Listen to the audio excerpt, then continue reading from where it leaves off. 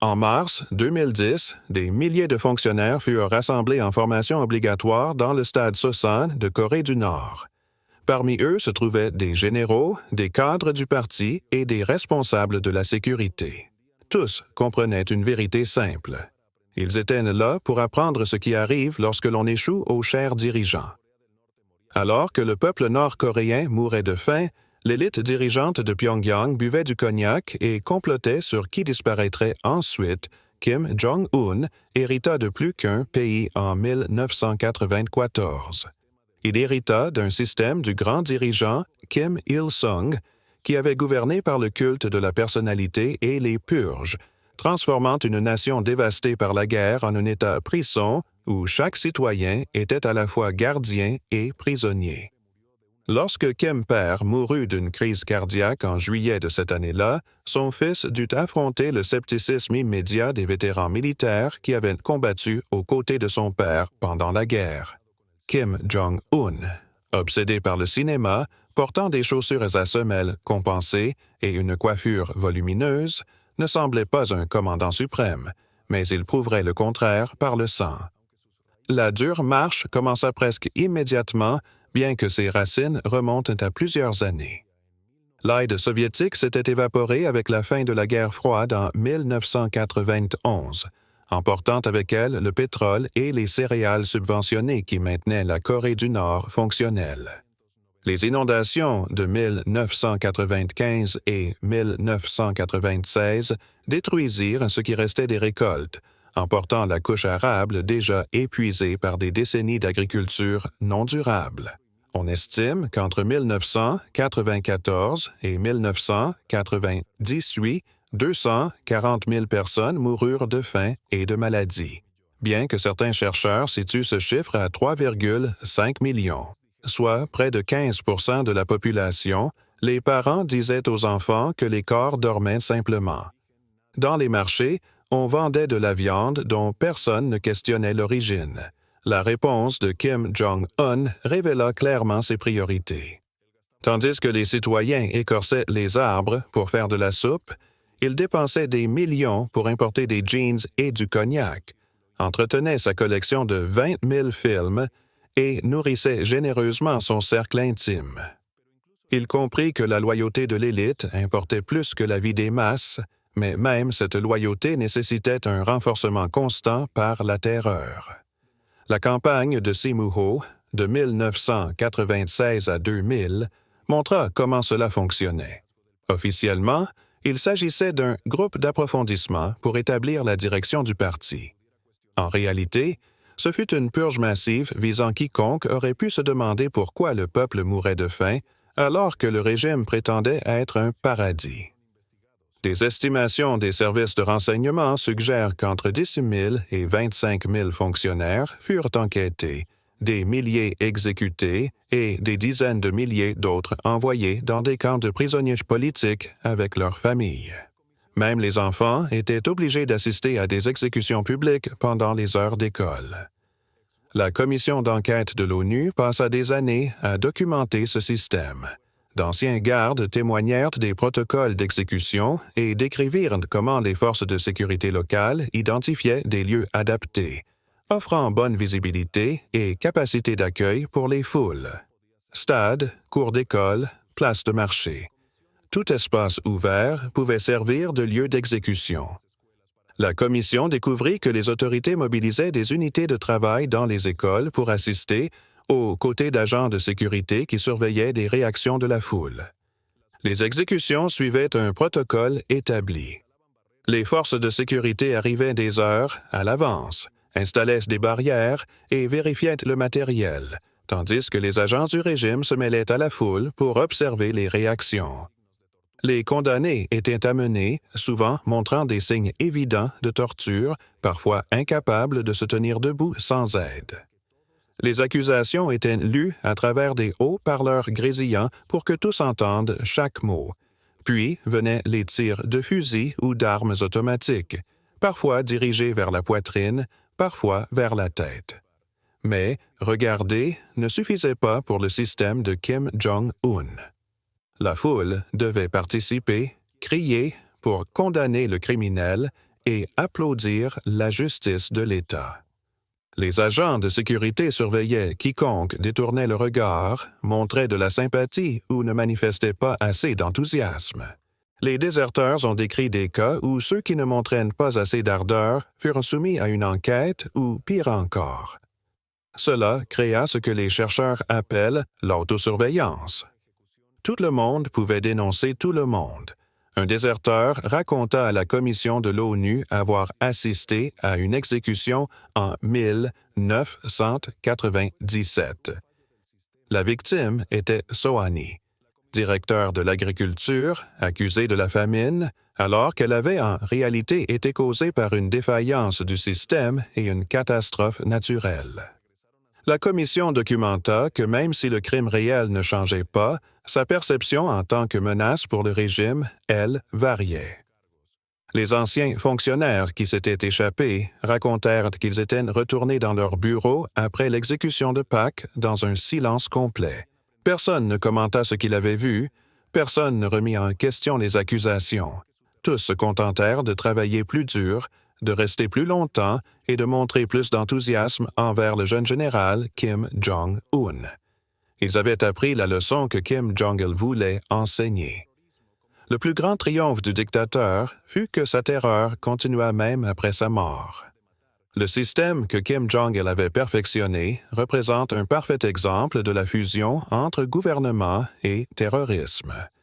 Non pas le terrorisme comme outil du pouvoir, mais le terrorisme comme pouvoir lui-même, où l'État existe principalement pour démontrer sa capacité à tuer et les citoyens existent principalement pour être témoins de cette capacité. Toute institution remplit cette fonction. Les écoles emmènent les enfants aux exécutions. Les usines envoient des travailleurs pour les surveiller. Les militaires s'assurent que leurs officiers comprennent leur propre vulnérabilité. Un ancien colonel ayant fait défection en 2011 témoigna devant Human Rights Watch de la torture psychologique que représentaient ces spectacles. Il avait assisté à des dizaines d'exécutions au cours de sa carrière. Il avait vu des collègues mourir pour des crimes peu clairs. Il avait applaudi tout en sentant son âme se corroder. La pire partie n'était pas la mort elle-même, mais la comédie qu'il fallait jouer ensuite, feignant de croire aux mensonges évidents et remerciant le groupe de les protéger des traîtres. Il décrivit comment les fonctionnaires développaient une expression particulière pour les exécutions. Pas trop triste, ce qui montrerait de la sympathie pour les criminels. Pas trop joyeuse, ce qui semblerait avide de sang. Un masque neutre et prudent, montrant une vigilance révolutionnaire appropriée, sans émotion, les hommes s'entraînaient à cette expression devant le miroir, dit-il, perfectionnant leur visage de survie. Un autre déserteur, un ancien procureur, expliqua à la commission de l'ONU comment le système judiciaire n'était qu'un théâtre. Les procès duraient quelques minutes. Les verdicts étaient décidés avant les arrestations, et la preuve était celle déclarée par l'État. Il avait envoyé des centaines de personnes à la mort en sachant qu'elles étaient innocentes, mais la survie de sa propre famille dépendait de son efficacité. Tout procureur comprenait que montrer de la clémence signifiait devenir le prochain accusé. La commission conclut que ce système créait un traumatisme multigénérationnel. Les enfants qui assistaient aux exécutions développaient souvent de graves troubles psychologiques, des cauchemars qui persistaient des décennies plus tard. Mais chercher un traitement de santé mentale pour un traumatisme lié aux exécutions était en soi suspect, car cela suggérait un esprit révolutionnaire insuffisant. Ainsi, la douleur n'était pas traitée et se transmettait de parents à enfants comme une maladie génétique. Les chercheurs documentèrent ce qu'ils appelèrent l'effet panoptique, tiré du concept de prison du philosophe Jeremy Bentham, où les détenus ne savent jamais s'ils sont observés et doivent donc toujours le supposer. Tout le monde supposait que ses voisins dénonçaient, que ses collègues informaient, que même ses enfants pouvaient les trahir pour une récompense ou par peur. Cette surveillance totale créait une paralysie. Les généraux qui auraient pu prendre le pouvoir se souvenaient du stade Sosan. Les fonctionnaires qui auraient pu réformer le système se souvenaient de leurs collègues disparus. La peur que Kim Jong-il avait cultivée pendant 17 ans lui survécut. Protégeant la succession de son fils mieux que n'importe quelle armée, le fils perfectionna la terreur de son père en ajoutant des canons anti-aériens pour les exécutions. Les premières années de Kim Jong-un démontrèrent l'efficacité du système. Malgré le scepticisme international à propos de ce jeune dirigeant inexpérimenté, il ne fit face à aucune opposition interne visible.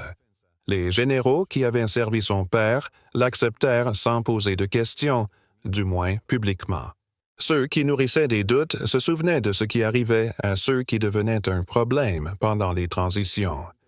Le nouveau dirigeant intensifia en effet les spectacles d'exécution. En 2013, il fit exécuter son propre oncle, Jang Song-thaek, diffusant l'arrestation et le procès pour s'assurer que tous les fonctionnaires en soient témoins. En 2015, les renseignements sud-coréens rapportèrent alors des accusations selon lesquelles le ministre de la Défense, Hyun Yong-chol, aurait été exécuté avec des canons anti-aériens dans une zone d'entraînement militaire à Kangwon, tandis que des centaines d'officiers observaient. Bien que ces rapports n'aient jamais été vérifiés de manière indépendante et que des récits ultérieurs aient contredit certains détails, le message restait clair. Personne n'était à l'abri. Le rang n'avait aucune importance et la seule protection était l'obéissance parfaite. Toutes les sources s'accordent à dire que des milliers de fonctionnaires se rassemblèrent sur Dao salaire ce jour-là et que le régime utilisa la mort de Pak pour envoyer son message. On le dénonça comme un traître qui avait saboté l'économie pour obtenir des bénéfices personnels. Un espion, disaient certains fonctionnaires, un agent travaillant à détruire la Corée du Nord de l'intérieur, personne ne mentionna ses décennies de service. Ces références révolutionnaires disparurent de l'histoire. La loyauté prudente qu'il avait démontrée pendant 76 ans ne signifiait rien lorsque les accusations résonnaient dans tout le stade. Tous les généraux présents comprirent qu'ils assistaient à la répétition de leur propre mort. S'ils s'opposaient au jeune homme qui serait roi, les militaires avaient le pouvoir d'intervenir. Ils pouvaient exiger un autre dirigeant ou tenter un coup d'État pendant la transition fragile du pouvoir. Cependant, la mort de Pak servit de rappel. L'État de surveillance voyait tout. Les camps attendaient les familles. Des décennies de service ne signifiaient rien lorsque surgissaient des inconvénients. Les médias d'État et la propagande effacèrent rapidement Pak après l'événement du stade. Les rapports indiquèrent que des dizaines de membres de sa famille furent arrêtés et envoyés dans le système du Goulag, où la Commission de l'ONU estime que de 80 000 à 120 000 prisonniers politiques subissent des conditions qui choquent même les chercheurs les plus aguerris. Le ministère des Finances connut des purges parmi ses anciens collègues. Certains furent exécutés, d'autres envoyés dans des camps de concentration, et quelques-uns disparurent simplement. Ce principe entraînait des châtiments transmis de génération en génération. Parents, enfants, petits-enfants, tous coupables par le sang. C'était la loi pure et simple dans la Corée de Kim Jong-un. Chaque action avait une réaction égale et opposée. La réforme monétaire ne fut plus jamais mentionnée. Le won poursuivit son effondrement.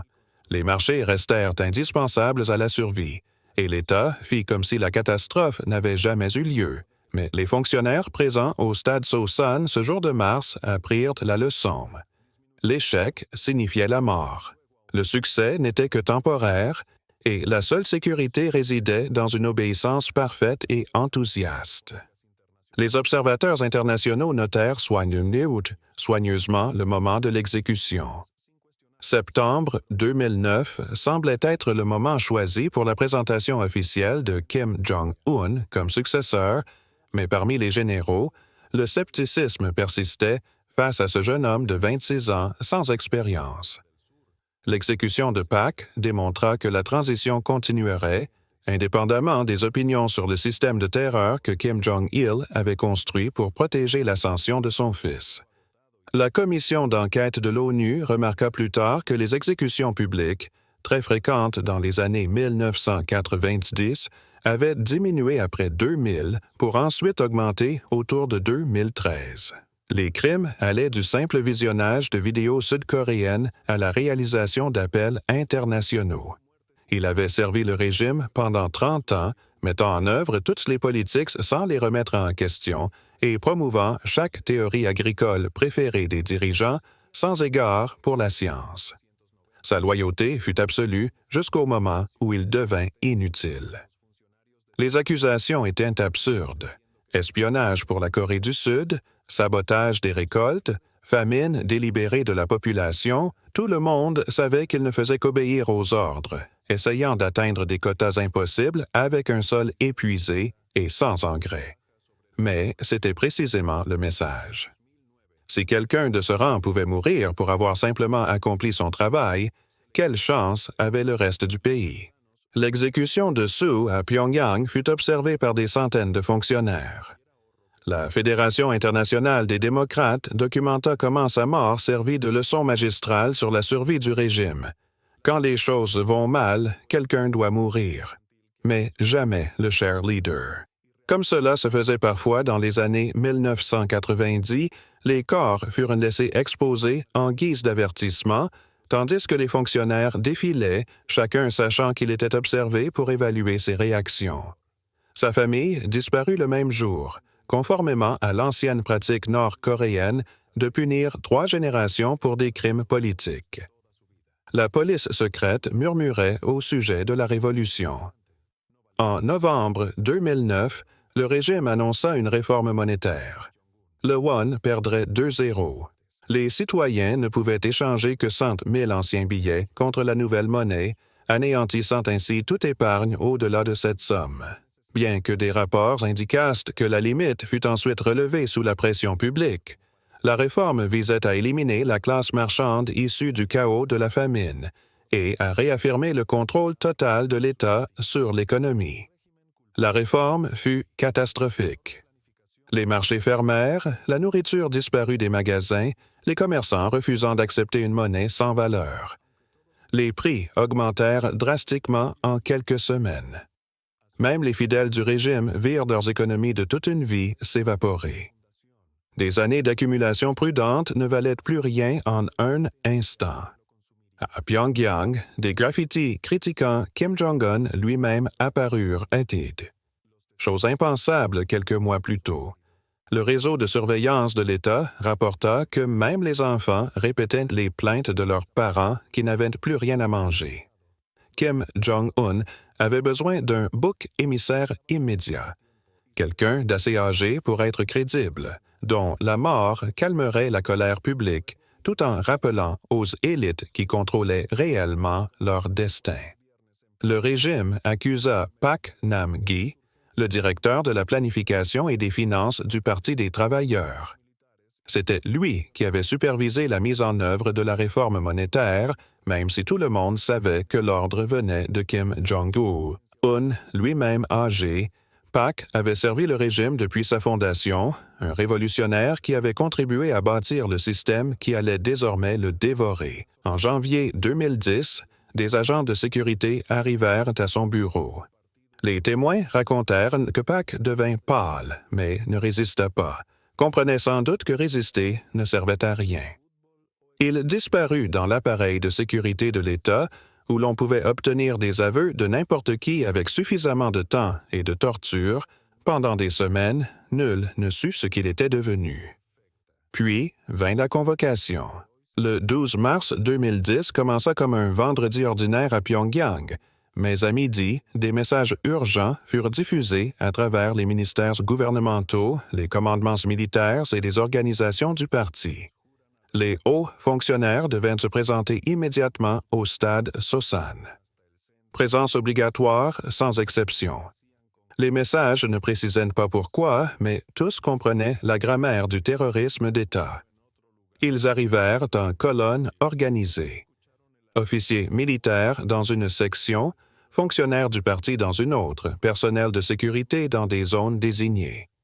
Le stade accueillait habituellement des matchs de football ou des spectacles de gymnastique de masse. Ces représentations synchronisées de milliers de personnes bougeant à l'unisson pour démontrer l'unité parfaite de la Corée du Nord. La représentation d'aujourd'hui serait différente. Pak fut abattu dans ce même stade, sous les yeux de milliers de personnes qui virent les balles déchirer leurs anciens collègues. Certains déserteurs jurent avoir assisté à la scène, décrivant comment les gardes l'avaient traîné au centre du stade, tandis que les fonctionnaires restaient figés à leur place. D'autres affirment que l'exécution eut lieu ailleurs, que les fonctionnaires n'entendirent que l'annonce de sa mort et virent peut-être son cadavre exposé comme preuve. En mars 2010, des milliers de fonctionnaires furent rassemblés dans le stade Sosan de Corée du Nord. Parmi eux se trouvaient des généraux, des cadres du parti et des agents de sécurité. Tous comprenaient une vérité simple. Ils étaient là pour apprendre ce qu'il advient quand on échoue devant le cher leader. Pendant que le peuple nord-coréen mourait de faim, l'élite au pouvoir à Pyongyang buvait du cognac et conspirait sur qui disparaîtrait ensuite. Kim Jong-un hérita de plus qu'un pays en 1994. Il hérita d'un système créé par le grand leader Kim Il-sung, qui avait gouverné par le culte de la personnalité et les purges, transformant une nation ravagée par la guerre en un État-prison où chaque citoyen était à la fois gardien et prisonnier. Lorsque le père mourut d'une crise cardiaque en juillet de cette année-là, son fils fit face au scepticisme immédiat des vétérans militaires ayant combattu aux côtés de son père pendant la guerre. Kim Jong-un, obsédé par le cinéma, portant des chaussures à semelles compensées et une coiffure volumineuse, ne paraissait pas un commandant suprême, mais il prouverait le contraire par le sang. La marche ardue commença presque immédiatement, bien que ses racines remontent à plusieurs années. L'aide soviétique s'était évaporée avec la fin de la guerre froide en 1991, emportant avec elle le pétrole et les céréales subventionnées qui maintenaient la Corée du Nord à flot. Les inondations de 1995 et 1996 détruisirent le peu qui restait des récoltes, balayant la couche supérieure du sol déjà épuisée par des décennies d'agriculture non durable. On estime qu'entre 1994 et 1998, 240 000 personnes moururent de faim et de maladies, bien que certains chercheurs placent le chiffre à 3,5 millions, soit près de 15 % de la population. Les parents disaient à leurs enfants que les corps dormaient simplement. Dans les marchés, on vendait de la viande dont personne ne demandait l'origine. La réponse de Kim Jong-un montra clairement ses priorités.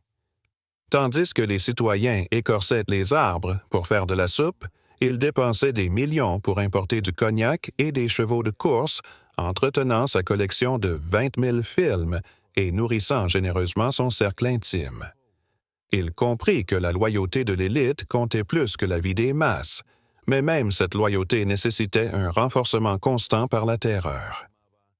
La campagne Simuhu de 1996 à 2000 en fut la démonstration.